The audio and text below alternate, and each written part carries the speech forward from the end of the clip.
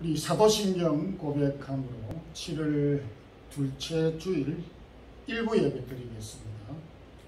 전명하사 천지를 만드신 하나님 아버지를 내가 믿사오며 그 외아들 우리 주 예수 그리스도를 믿사오니 이는 성령으로 잉태하사 동정녀 마리아에게 나시고 본디오 빌라도에게 고난을 받으사 십자가에 못 박혀 죽으시고 장사한 지 사흘 만에 죽은 자 가운데서 다시 살아나시며 하늘에 오르사 전능하신 하나님 우편에 앉아 계시다가 저리로서 산자와 죽은 자를 심판하러 오시리라.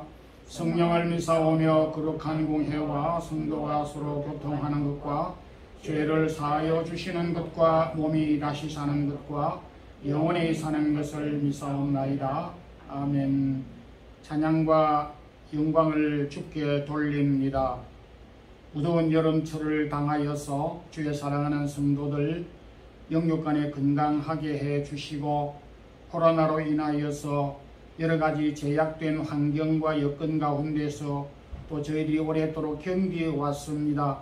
하루바피 코로나가 물러가고 우리에게 주어진 기업과 가정 일상으로 돌아가 회복될 수 있도록 허락하시고 특별히 우리의 믿음 생활이 더욱 활력을 얻고 주님을 향한 우리의 마음이 식어지지 아니하고 뜨거워지고 주님에게로 한 걸음씩 더 가깝게 나아가는 저희들의 믿음의 삶이 되기를 원합니다. 지구상의 천재지변과 재난과 여러가지 어려움과 역경을 당한 많은 백성들을 주님께서 긍휼히 여겨주시기를 원하오며 저희들이 두고 온 고국과 고국의 교회들 부모, 형제, 가족, 자녀들까지 기억하시고 무엇보다 저희들이 섬기고 있는 사랑의 교회 각 기관들과 우리에게 주신 직분들을 잘 감당하기를 원합니다. 오늘도 사모하는 마음으로 주 앞에 나온 성도들의 마음을 열어주시고 또 여러 형편으로 이 영상으로 예배를 드리는 주의 사랑하는 성도들에게도 신령한 같은 은혜를 주시고 성령 충만한 능력을 더하여 주시되 부족한 종에게 합당한 말씀을 덧입혀 주시어서 잘 전거할 수 있도록 도와주시옵소서. 예수 그리스도 이름으로 기도드리옵나이다. 아멘. 70장 우리 1절 보겠습니다.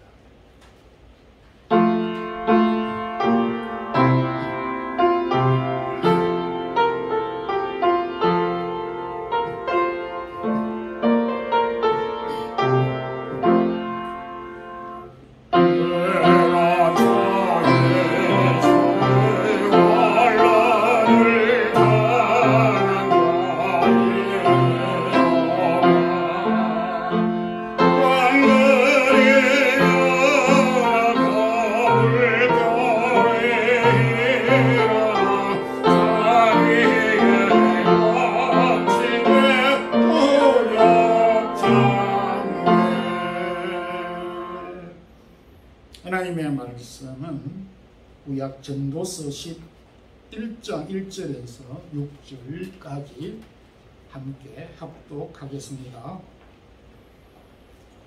너는 내 떡을 물 위에 던져라. 여러 날 후에 도로 찾으리라. 7에게나 8에게 나누어 줄지어다.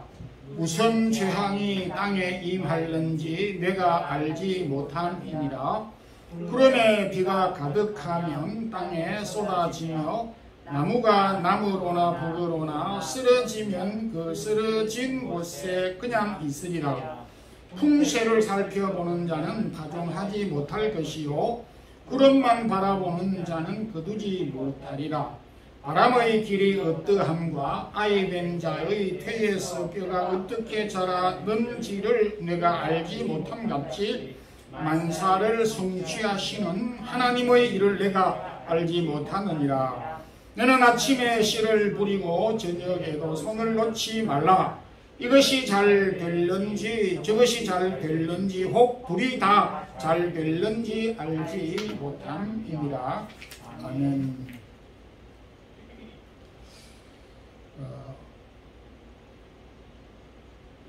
전도자 솔로몬은 이 본문에서 세상의 미래는 아주 불투명하며 예측할 수 없다. 이렇게 단정적으로 말하고 있습니다. 그러면서 다가오는 미래, 불투명하고 예측할 수 없는 미래에 대해서 그냥 있으면 될 것인가 라고 하는 이런 질문을 던지면서 어떻게 해야 될 것인가 라고 우리에게 해답을 찾도록 이 질문을 통해서 요구하고 있습니다. 오늘은 솔로몬의 교훈을 통해서 내 떡을 물 위에 던져라 하는 말씀으로 은혜를 나누도록 하겠습니다. 먼저 내가 가지고 있는 떡이 몇 개인지 계산하라고 하는 메시지를 주고 있습니다. 임진왜란 때 하영이가 임진왜란이 무엇인지 잘 모를 거예요. 집에 가서 아빠한테 좀 물어서 답을 알면 좋겠어요. 임진왜란 때 일본군이 300여 척의 배를 동원해서 서해안으로 침공해 왔을 때에 당시 선조왕과 그 신하들과 백성들은 두려워 떨며 모두 숨고 도망을 갔을 때에 당시 이순신 장군은 왕에게 나와서 왕이여, 신에게 아직도 12척의 배가 남아 있습니다. 이렇게 이야기를 하였습니다. 왕이여, 신하에게 아직 배가 12척 남아 있습니다 라고 하는 이 말은 2013년 이순신 장군을 배경으로 한 영화 명랑이라고 하는 대사 가운데 아주 최고로 유행하고 유명했던 대사입니다. 실제로 이순신 장군은 명랑해전에서 12척이 아닌 13척으로 일본의 200여 척의 배를 침몰시켜 대파시킴으로 대성을 거두었습니다.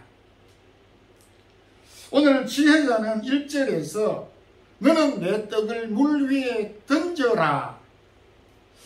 이 의미는 무역과 항해 또 사업을 하는 경영학의 용어로 이해할 수가 있습니다. 좀 쉽게 오늘날 우리말로 이해를 한다면 내가 가지고 있는 자본이 얼마가 되느냐 한번 계산해 보라고 하는 뜻으로 이해할 수가 있습니다. 천재지변이나 또 우리가 지금 다 하고 있는 이 코로나나 재난과 화재를 당하였을 때 사업을 하시는 분들이 가장 먼저 해야 되는 것은 잔고 정리입니다. 남아있는 것이 얼마이고 사용할 수 있는 것이 무엇이고 사용할 수 없는 것이 무엇이고 얼마만큼 부족하고 얼마만큼 가용할 수 있는가 대차 대조를 하는 것이 상당히 중요합니다. 그동안 우리 성도들을 비롯한 많은 사람들이 한 1년 반 넘게 코로나로 인해 가지고 솔직히 많은 것을 잃었다고 생각이 됩니다.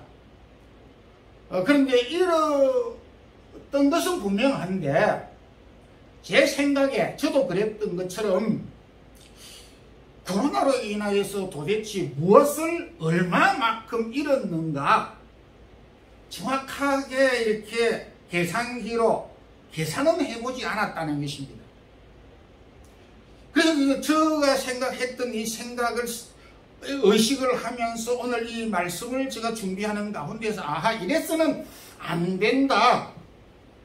코로나로 인하여서 잃어버린 것이 무엇인가를 얼마만큼 잃어버렸는가를 정확하게 파악할 필요가 있다. 무엇이 부족한가를 알아야 부족한 부분을 보충하려고 하는 계획과 노력이 필요하기 때문입니다. 여러분들은 무엇이 얼마만큼 부족한지 계산을 해보셨습니까? 저는 안 해봤습니다.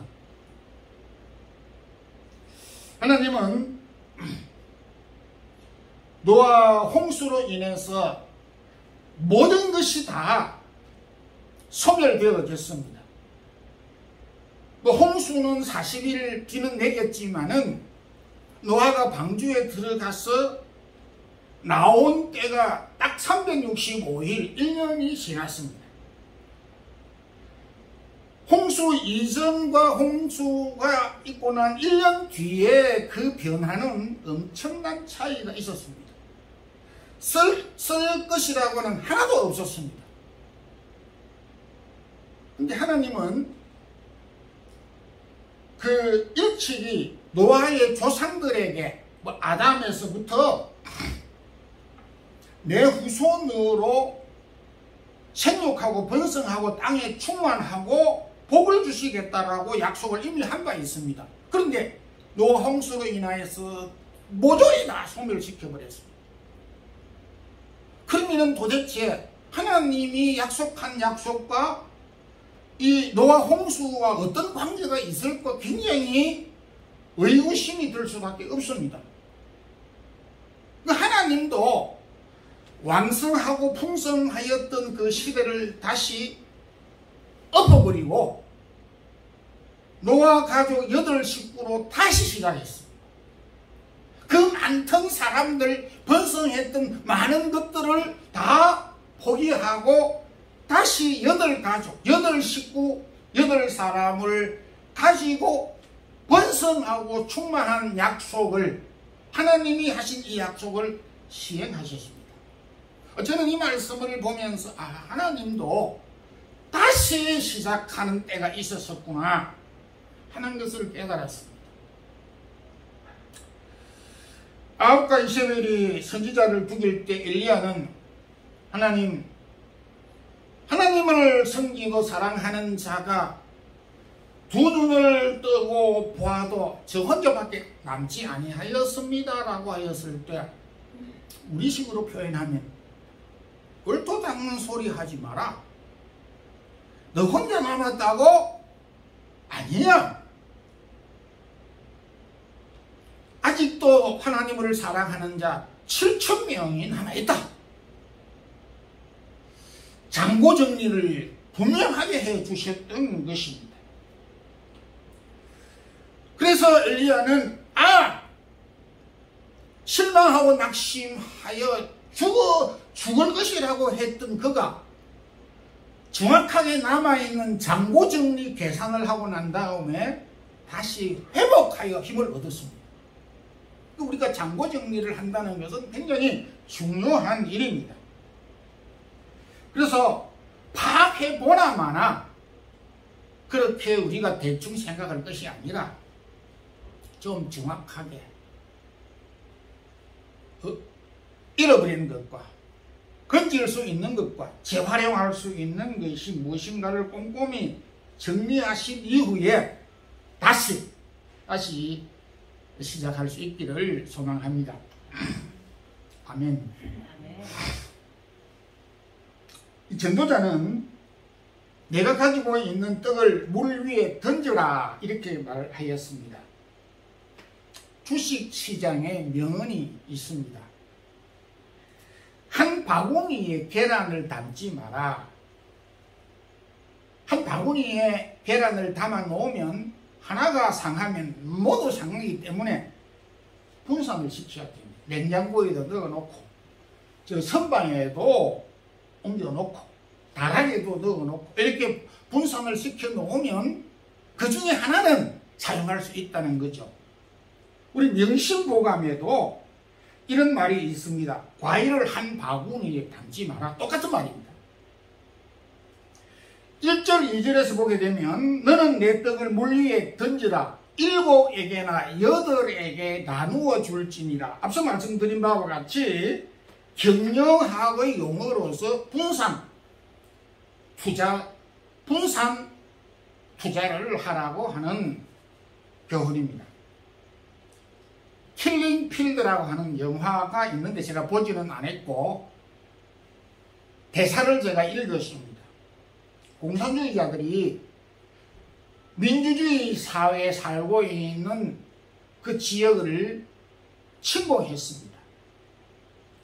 그래서 그 포로들을 이제 선별하는 가운데 사람이 너무 많으니까 쓸만한 사람과 버려야 될 사람을 구분하는데 다른 것으로 구분하지 아니하고 줄을 세워가지고 전부 손을 이렇게 앞으로 내가지고 손을 보이게 합니다.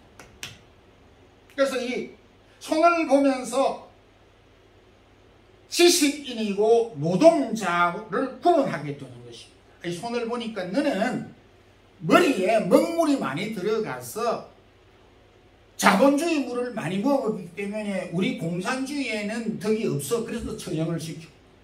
손에 구둑살이 많이 보인 사람은 너는 공산주의를 위해서 일할 수 있는 사람이다 해서 살리고 하는 그런 장면이 나옵니다. 독일의 대철학자인 칸트는 사람의 이 손은 눈에 보이는 뇌이다 이렇게 이야기했습니다. 굉장히 철학적으로 의미 있는 이야기를 했습니다. 하나님은 모세에게 내 백성 이스라엘을 인도해내라고 하였을 때 하나님 저는 할 수 있는 능력이 없습니다. 저는 하려고 해도 도무지 할 수가 없습니다 라고 했을 때 그러면 내 손에 있는 게 뭐냐 라고 하였을 때에 지팡이입니다. 그럼 그걸 던져봐라. 던졌을 때에 그 지팡이가 뱀이 되는 기적을 보게 하여서 이스라엘 백성들을 인도하게 하셨던 것을 성경에 기록하고 있습니다. 지난 5월에 3살짜리 그 외손자가 한국에서 딸하고 같이 우리 집 왔다 갔습니다. 우리 외손자가 제일 좋아하는 3가지가 있는데 과일 가운데 스페인에 있는 빠빠야를 제일 좋아했어요. 빠빠야를 앞에 탁 놓고 그렇게 먹고 싶은데 먹기가 아까운지 일단 노래를 부릅니다. 빠빠야 노래를. 빠빠야 이렇게 노래를 부른 다음에 하나씩 이렇게 먹는 것을 보고 나는 그렇게 맛있다고 생각을 안 했는데 맛있군 해서 제가 손자 덕분에 요즘 빠빠야를 많이 먹습니다. 빠빠야가 굉장히 맛있습니다. 여러 과일들을 사서 먹였는데 빠빠야가 최고입니다. 지금도 전화를 하면 눈물을 흘려. 먹고 싶었어요. 두 번째는 우리 교회당 열쇠입니다. 교회 예배를 몇 번 드렸는데 올 때는 자기가 교회당 열쇠를 가지고 문을 열고 그 다음에 이 리모컨으로 딱 눌리면 이 셔터가 올라가는 이 즐거움으로 자기가 교회 오는 즐거움이 굉장히 컸습니다. 그리고 막대기를 그렸죠. 막대기를. 근데 교회당 열쇠 이 3가지를 딱 손에 쥐면 놓지를 않아요. 놓지를 달라 해도 안 줘.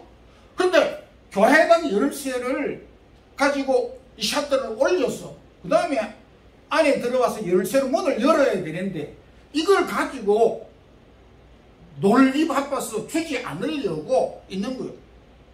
자기 손에 열쇠를 가지고 있는 한 내가 교회 들어올 수가 없어. 그래서 설명을 많이 했어요.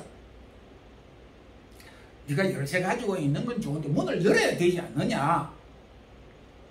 그래서 그 이후에는 어느 정도 이해가 돼서 문을 열고 이제 받고 이렇게 했는데 제가 그거를 보면서 아무리 소중한 문을 여는 열쇠도 어린 아기 손에 있을 때에 놓지 아니하고는 역사가 일을 할 수 없다는 것을 제가 너무너무 피부로 많이 깨달았습니다. 요즘 그 애들이 뭐 예를 들어서 시험기간이고 시험기간 동안에도 애들이 죽잡고 이 폰을 손에 놓지 않습니다. 그래서 엄마가 너무 안타까워서 과일을 갖다 주면서 공부할 때는 시험 칠 때는 오늘만이라도 이거 좀 안 보면 안 되겠니? 뺏어가려고 하면은 놓지 않습니다. 하영이는 아마 말을 잘 들었을 거야. 그 외의 아이들은 놓지를 안 해. 사람들이 자기 손에 있는 거 잘 안 놓습니다. 아마 능력 있는 사람은 아이들 손에 있는 핸드폰을 마음대로 달라 하면 주고 또 하지 말라 하면은 안 하는 그런 자녀가 있다면 그 부모는 위대한 부모예요. 아주 능력이 있는 부모라고. 자녀들이 그렇게 안 해. 우리 집사람한테도 요즘은 잘 줘. 좀 보자 하면은 굉장히 부담을 줘. 내가 뭐 어떻게 뭐 안에 뭐 뒤적거릴 게 있는가, 점검할 게 있는가. 안 놓아요. 안 놓으면은 역사가 일어나지 않는다니까. 우리가 의지하고 있는 것을 붙잡고 있는 건 좋은데, 끝까지 붙잡고 있으면은 거기에서 거기 역사가 일어나지 아니합니다. 우리가 잘 아는 대로 베세다 광야에 한 소년이 자신이 가지고 있는 오병이어를 주님에게 내놓았을 때에 5,000명이 먹었고도 남음에 있는 기적의 역사가 일어났던 것을 우리가 알게 되고, 모세의 지팡이에 있었던 그 손에 들려져 있던 지팡이가 자신이 의지할 수 있는 버팀목은 될 수 있을는지는 모르지만은 기적이 일어나지를 않았던 것입니다. 그걸 던졌을 때, 팔을 폈을 때에 홍해가 갈라졌고, 땅에 던졌을 때에 뱀이 되었고, 기적을 보게 되고, 그것을 보면서 사람들이 하나님이 살아계심을 손에 던졌을 때에 확인할 수가 있었다는 것입니다. 비록 우리가 가진 것이 적다 할지라도 하나님에게 맡겨야 한다라고 하는 사실을 오늘 전도자는 우리에게 보여주고 있기 때문에, 장고 정리를 해서 남아있는 것을 하나님에게 맡김으로 우리의 경영을 이루시기를 소망합니다. 마지막으로 끝까지 손을 놓지 말라고 하는 것입니다. 젖먹이를 1시간 정도 방치를 해버리면은 어떤 일이 벌어지겠습니까? 집에서 키우는 화초나 이 애완용들을 3일 동안 방치해버리고 묶어놓으면 어떤 일이 벌어지겠습니까? 6절에 보게 되면 아침에 씨를 뿌리고 저녁에도 손을 놓지 말라, 이렇게 이제 말씀을 하고 있습니다. 여기 손을 놓지 말라고 하는 것은 좀 더 우리식으로 이해를 하면 눈을 떼지 말라라고 하는 의미로 이해도 할 수가 있습니다. 운동 선수를 지도하는 코치가 하는 말이 있습니다. 매일 하고, 그리고 모든 코치가 하고 모든 선수가 귀가 따갑도록 듣는 이야기가 있습니다. 공을 눈에서 떼지 말라. 공을 눈에서 떼지 말라. 끝까지 공을 보라. 상대의 선수를 끝까지 예의주시하라. 상대를 안 보고 막 공을 차면은 공 다 빼앗겨. 공을 안 보고 공을 차면은 공 다 빼앗겨. 제일 중요한 거는 공 차는 선수들에게는 공을 봐야 되고, 그 공을 누가 먼저 차지하려고 하는 상대의 눈을 예의주시해야만이 공을 선점할 수가 있다라는 이야기입니다. 여기 무역 경영학에서 내가 이제 사업을 다 시작했으니까, 직원들한테 이 일을 맡겼으니까 나는 손 들고 뭐 골프나 치고 그렇게 하면 되겠다, 이렇게 사업하는 사람이 누가 있습니까? 저는 물어보지는 않았지만 그런 사람이 없을 것입니다. 여기 손을 놓지 말라는 아주 중요한 말씀이 있습니다. 이 손을 놓지 말라는 것은 잠언 16장 1절에 마음의 경영은 사람에게 있어도 말의 응답은 여호와께로 나누니라고, 하나님에게 맡겨라고 하는 것을, 하나님에게 맡겨라고 하는 것. 우리가 가지고 있는 이 적은 것을 내가 뭘 어떻게 할 수가 없어. 그래서 맡기라는 것입니다. 그리고 두 번째 이 의미는, 손을 놓지 말라고 하는 것은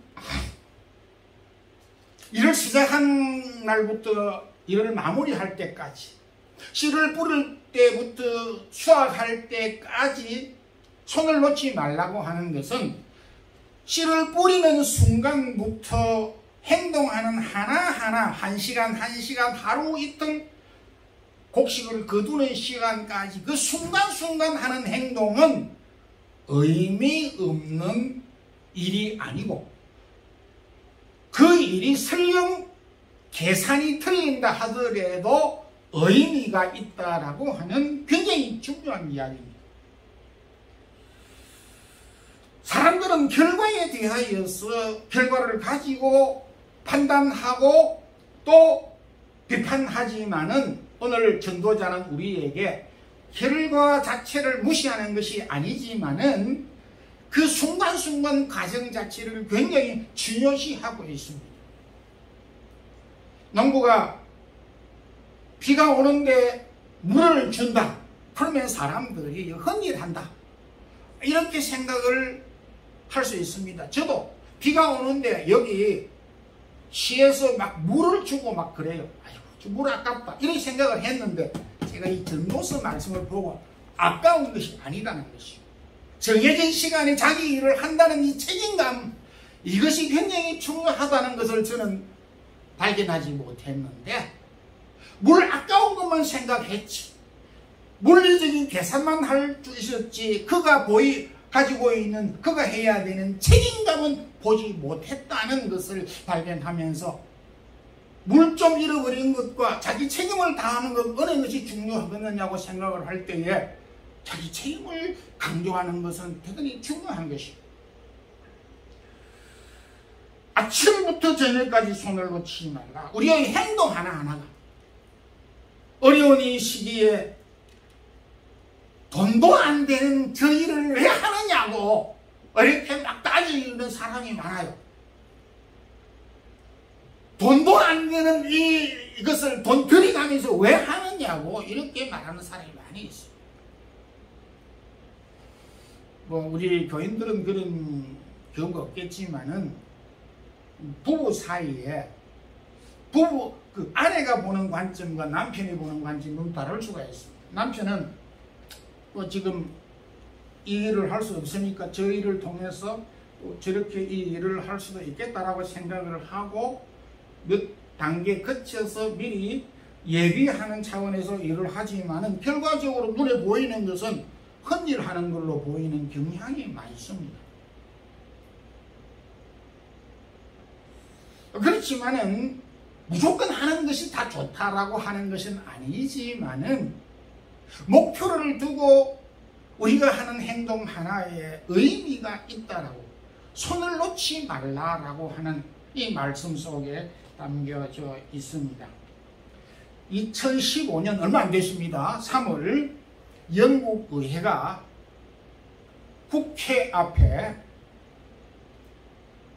인도의 아버지라 불리우는, 인도의 등불이라 불리우는 간디의 동상을 세우기로 결정하고 세웠습니다. 2015년 3월입니다. 이거는 획기적인 일입니다. 대한민국 국회에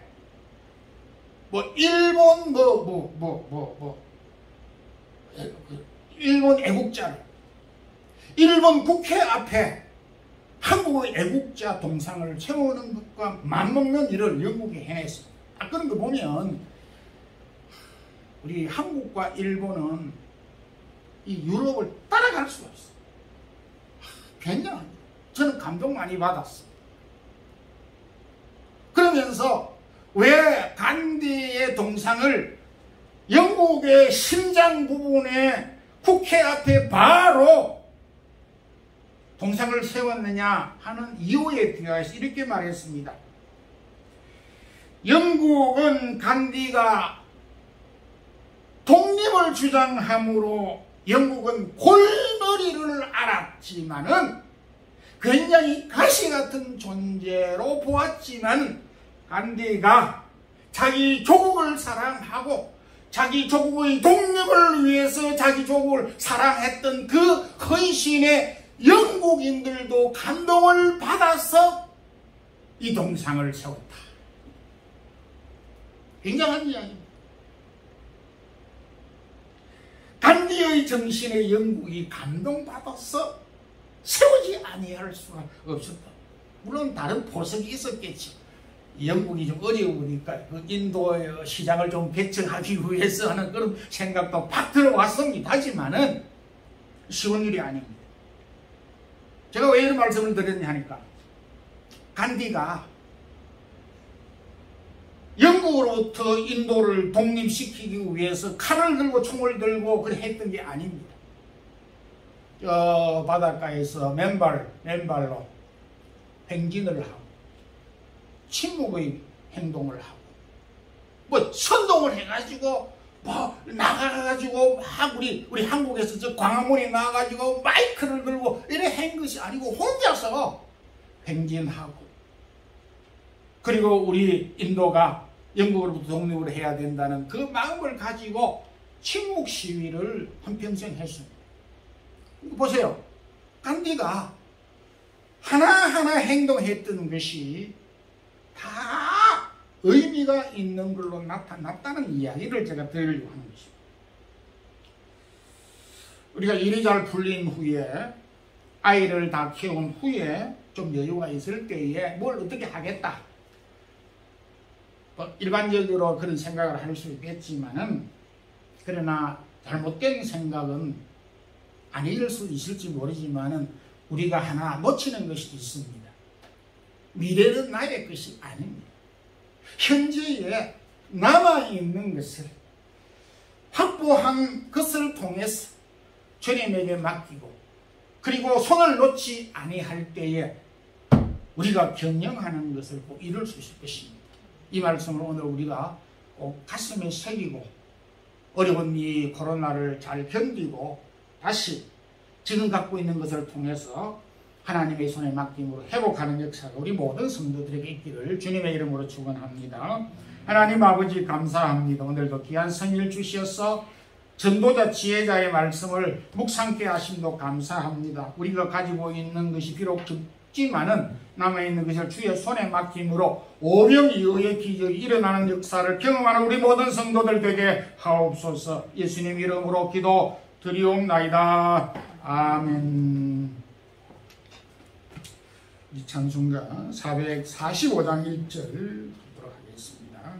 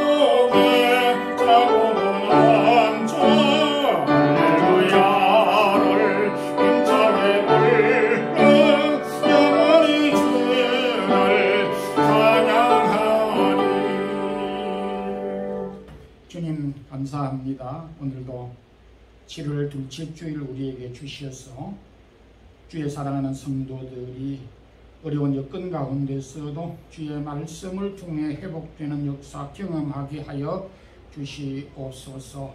1부, 2부 예배와 영상으로 예배를 드리는 주의 사랑하는 모든 심령들에게 은혜를 덧입혀 주옵소서. 몸과 마음을 드리며 각종 예물을 드렸습니다.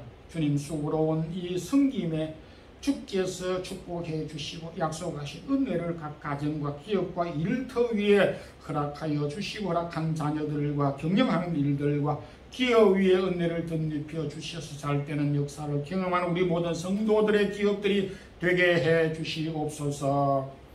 주 예수 그리스도의 크신 은혜와 하나님 우리 아버지의 무한하신 사랑과 성령의 교통하심이 우리가 남아있는 것이 갖고 있는 것이 적지만은 주의 손에 맡김으로 하나님께서 약속하신 경영의 축복을 받는 우리 모든 성도들, 하나님을 의지하는 주의 사랑하는 성도들의 가정들 위해 이제부터 영원토록 함께 있을지어다. 아멘.